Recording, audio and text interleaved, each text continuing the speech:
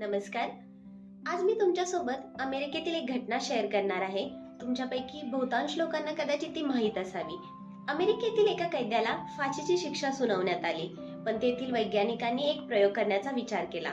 त्या कैद्याला सांगण्यात आले की त्याला फाशी न देता साप चावून मारण्यात येणार आहे. त्या कैद्यासमोर एक भयानक मोठा साप ठेवण्यात आला. त्याचे डोळे बांधण्यात आले आणि त्याला चेअरशी घट्ट बांधण्यात आले. त्यानंतर त्याला फक्त 2 सेफ्टी पिन टोचण्यात आले. थोड्याच वेळात त्या कैद्याचा मृत्यूही झाला. मृत्यूनंतर पोस्टमॉर्टम मध्ये असे आढळून आले की त्याच्या शरीरात सापाचे विष आहे. विष तर बाहेरून आले नव्हते, पण शरीराने तीव्र भीतीने आणि धक्क्याने ते निर्माण केले होते.